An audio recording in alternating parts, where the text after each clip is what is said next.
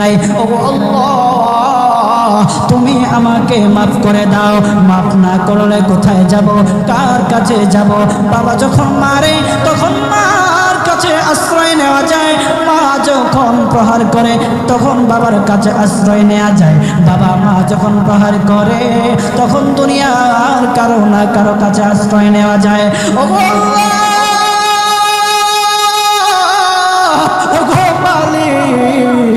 তুমি যদি আমাকে মারো, তুমি যদি আমাকে আযাব দাও, ওগো আল্লাহ, কার কাছে যাব, কার কাছে গিয়ে মাফ চাইবো? ওগো আল্লাহ, মেহেরবানি করে মাফ করে দাও। এইরকম কান্না করতেছে, চোখের পানি তার এমন ভাবে পড়তেছে, দাড়ি ভিজতেছে, দাড়ি ভিজে জমিনের মধ্যে চোখের পানি পড়তেছে, কান্না করতেছে। বান্দাটা কান্না করতে করতে করতে করতে আমার আল্লাহর কাছে এমন গ্রহণযোগ্যতা অর্জন করেছে, মহান আল্লাহ রাব্বুল আলামিন তার ডাকে সাড়া দিয়া তার জিন্দেগির সব গুনাহ মাফ করে দিয়েছে। হযরত মূসা আলাইহিস সালাতু ওয়াস সালামের যুগের ঘটনা। একজন বড় পাপিষ্ঠ ছিল, জীবনে এমন কোনো গুনাহ নাই যে গুনাহ সে করে নাই।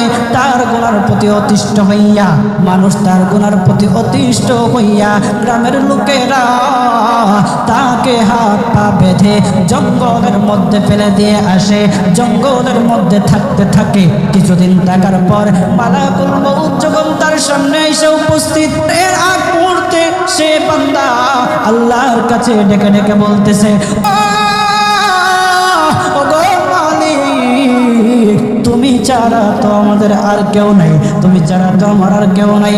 আল্লাহ গো, তুমি যদি মাফ না করো কে আমাকে মাফ করবে? তুমি যদি মাফ না করো কে আমাকে মাফ করবে?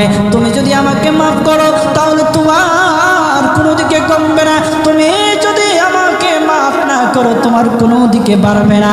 আল্লাহ গো, তুমি আমাকে মাফ করে দাও। সারাটা জীবন অন্যায় কাজ করেছি, সারাটা জীবন নাফরমানি করেছি, আমার কাছে কালেমার দাওয়াত কম আসে নাই, আমার কাছে কালেমার দাওয়াত কম আসে নাই, আমাকে লোকেরা কম বোঝায় নাই। ও আল্লাহ, তুমি আমাকে মাফ করে দাও। মাফ না করলে কোথায় যাব, কার কাছে যাব? বাবা যখন মারে তখন মার কাছে আশ্রয় নেওয়া যায়, মা যখন প্রহার করে তখন বাবার কাছে আশ্রয় নেওয়া যায়, বাবা মা যখন প্রহার করে তখন দুনিয়ার কারো না কারো কাছে আশ্রয় নেওয়া যায়। ও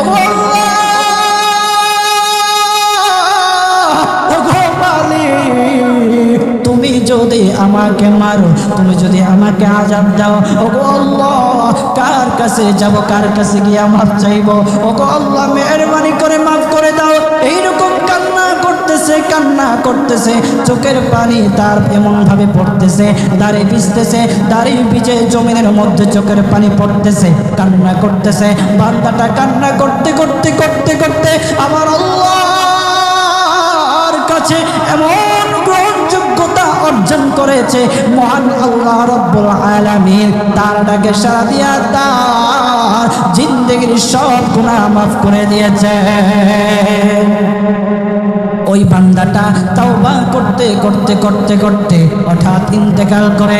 ইন্তেকাল হওয়ার পরে হযরত মূসা আলাইহিস সালাতু ওয়াস সালামকে মহান আল্লাহ বলে দিতেছে, পয়গম্বর মূসা, ও দুষ্ট, দেখো অমুক জঙ্গলে আমার একটা পাগলা আশেক, আমার পাগলা একটা আশেক মারা গেছে, ওই আশেকটার জানাজা তুমি পড়াও, দাফন কাফনের ব্যবস্থা করো। ও মূসা, আর তুমি একটা ঘোষণা দিয়ে বলে দাও, একটা ঘোষণা দিয়ে দাও, মূসা রে, ও মূসা, তুমি ঘোষণা দিয়ে বলে দাও যে আমার এই বান্দার জানাজার নামাজে অংশগ্রহণ করবে, মহান আল্লাহ তার জীবনের সব গুনাহ মাফ করে দিবে। আল্লাহু আকবার। আরো জোরে বলেন না আল্লাহু আকবার, আরো জোরে বলেন আল্লাহু আকবার। হাত উঠায়া বলেন আল্লাহু আকবার, আল্লাহু আকবার।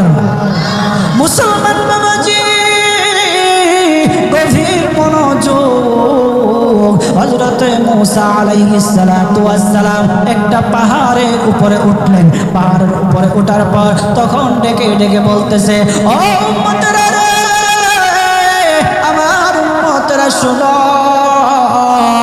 আল্লাহ রব্বুল আলামিন একটা সুসংবাদ দিয়ে দিয়েছে। আমার আল্লাহ রব্বুল আলামিনের একটা আশিক একটা ওই অমুক জঙ্গলের মধ্যে মারা গেছে। ওই পাগলা আশিকের জানাজার নামাজ অংশগ্রহণ করো। যদি জানাজার নামাজ পড়ো তখন আমার আল্লাহ তোমাদের জীবনের সব গুনাহগুলি মাফ করে দেবে। কেউ যদি নিজের গুনাহ ক্ষমা করাইতে চাও, কেউ যদি নিজের গুনাহগুলি ক্ষমা করাইতে চাও, তাহলে মহান আল্লাহ রব্বুল আলামিনের ওই পাগলা আশিকের জানাজায় অংশগ্রহণ করো। তখন লোকেরা দলে দলে জানাজায় অংশগ্রহণ করার জন্য দলে দলে গেল।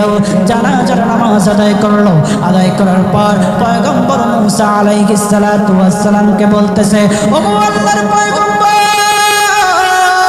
ও পয়গম্বর, যারা জানাজায় অংশগ্রহণ করার কারণে মহান আল্লাহ তার জীবনের সব গুনাহ মাফ করে দেবে। এমন মহা ব্যক্তি, তো এই মহান ব্যক্তিটাকে তো একটা নজরে দেখা দরকার, অবশ্যই দেখা দরকার। আমাদেরকে সেই ব্যক্তিটাকে দেখান। তখন মূসা আলাইহিস সালাতু ওয়াস সালাম বলতেছে, ঠিক আছে, তোমাদেরকে দেখানো হবে। তখন যখন দেখাতে গেলেন, দেখানোর সাথে সাথে লোকেরা বলল, পয়গম্বর, আপনি কি বলেন? এই লোকটাকে তো আমরা ভালো করে চিনি। ওই লোকটা বড় পাপিষ্ঠ ছিল, বড় অন্যায়কারী ছিল, বড় জুলুমকারী ছিল। ওগো পয়গম্বর, সমাজে এমন কোনো গুনাহ নাই যে সে করে নাই। সমাজে সব গুনাহ করেছে, সমস্ত গুনার সাথে সে জড়িত ছিল। সে জড়িত ছিল তার গুনার কারণে আমরা অতিষ্ঠ হইয়া তার হাত পা বেঁধে আমরা তাকে জঙ্গলের মধ্যে ফেলে দিয়ে আসি। এই পাপিষ্ঠ বান্দা আল্লাহ তাআলার বড় আশিক হতে পারে কিভাবে? আল্লাহ তাআলার পেয়ারা হতে পারে কিভাবে? পয়গম্বর মূসা আলাইহিস সালাতু ওয়াস সালাম আল্লাহর কাছে ডেকে ডেকে বলল, লোকেরা কি বলতেছে আর তুমি কি বলো? ওগো আল্লাহ, এর সমাধান কি? সমাধানটা তো তুমি দিয়ে দাও। আল্লাহ রব্বুল আলামিন পয়গম্বর মূসা আলাইহিস সালাতু ওয়াস সালামকে সমাধান দিয়েছে। বলতেছে, ও মূসা, দুষ্ট রে, ও দুষ্ট, তারা যা কথা বলেছে, লোকেরা যে কথা বলেছে সত্য বলেছে। আমি আল্লাহ যা বলেছি তাও সত্য বলেছে। ও পয়গম্বর মূসা, তারা যা বলেছে সত্য বলেছে।